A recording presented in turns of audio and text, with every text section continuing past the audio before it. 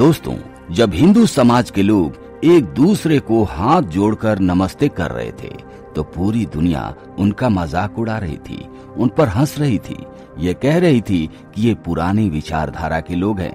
पर आज पूरी दुनिया हाथ जोड़ रही है। नमस्ते नमस्ते नमस्ते नमस्ते नमस्ते इंडिया। क्योंकि हमारी संस्कृति दुनिया में सबसे महान है और वैज्ञानिक है, जो सबसे पुराना धर्म है और समाज को ज्ञान प्रदान करने वाला सनातन धर्म ही तो है, जो आज पूरी दुनिया में पूजा जा रहा है। आज सारे धर्म सनातन धर्म के आगे नत मस्तक हो चुके हैं।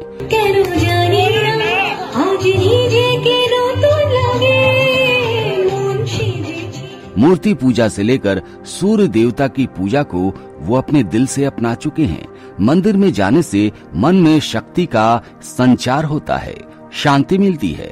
भगवान का नाम लेने से मन में शांति मिलती है। जो बात आज से लाखों साल पहले सनातनियों को मालूम था, वो बात धीरे धीरे आज दूसरे धर्म के लोगों को पता चल रही है। दोस्तों, अगर बात इस्लाम धर्म की जाए तो इस्लाम धर्म में हिंदू देवी देवताओं की मूर्ति को छूना महापाप समझा जाता है। अगर किसी मुसलमान ने भगवान राम का नाम ले लिया या भगवान कृष्णा का नाम ले लिया तो लोग उन्हें काफिर घोषित कर देते हैं। लेकिन दोस्तों, आपको जानकर बड़ी हैरानी होगी, आप चौंक जाएंगे कि आज के बाद मदरसों में पढ़ाई जाएगी हमारी रामायण, भगवान राम की कथा। उद्यमेनैव सिद्ध्यन्ति कार्याणि न मनोरथैः न हि सुप्तस्य सिंहस्य प्रविशन्ति मुखे मृगाः। दोस्तों, ये खबर है उत्तराखंड की। जी हाँ, उत्तराखंड का वक्फ बोर्ड इन दिनों सुर्खियों में बना हुआ है।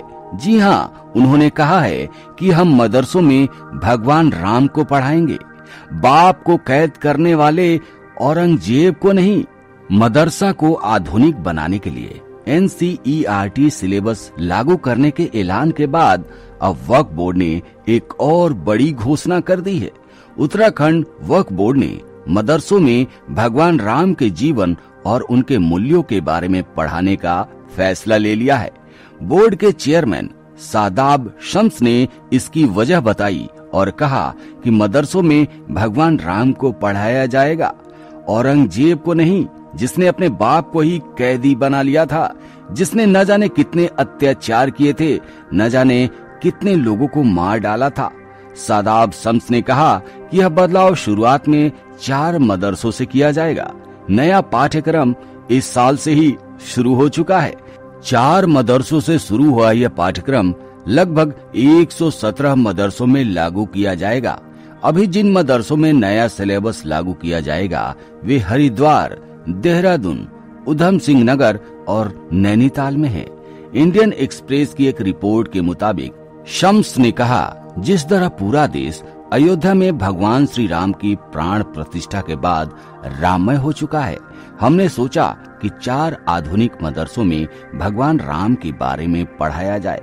अल्लामा इकबाल ने भी भगवान राम को इमाम हिंद कहा था। भारतीय मुसलमानों को भगवान राम का अनुसरण करना चाहिए, क्योंकि हम अरबी नहीं हैं, हम परिवर्तित मुस्लिम हैं।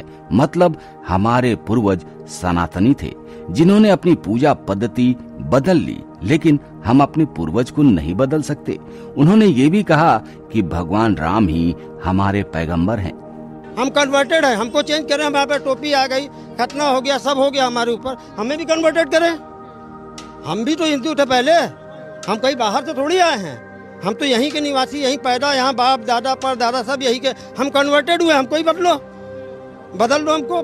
मदरसों में भगवान राम की आदर्शों की शिक्षा देने के प्लान को समझाते हुए उन्होंने कहा कि श्री राम सबके हैं।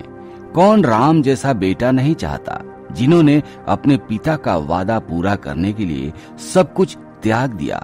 कौन लक्ष्मण जैसा भाई या सीता जैसी पत्नी नहीं चाहता।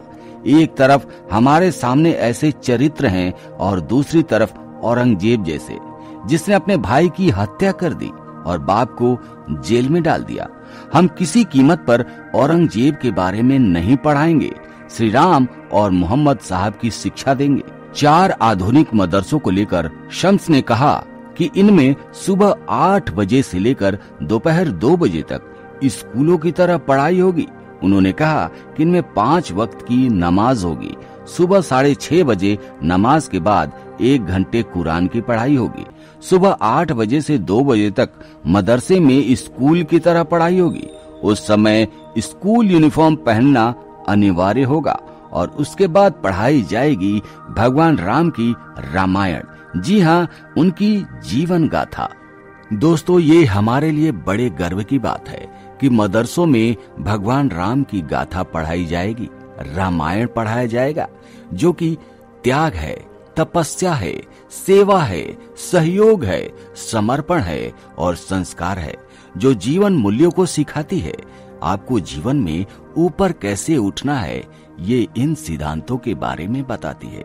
दोस्तों, आपके विचार क्या हैं और आपके राय क्या है? हमें तो ये लगता है कि केवल उत्तराखंड ही नहीं बल्कि इसे हमारे देश के कोने कोने में लागू कर देना चाहिए और दुनिया के हर एक इंसान को रामायण और गीता जैसे ग्रंथ को पढ़ना चाहिए, जिससे हमारे संस्कार का निर्माण होगा, हमारे देश का निर्माण होगा और हमारा देश बन जाएगा विश्व गुरु।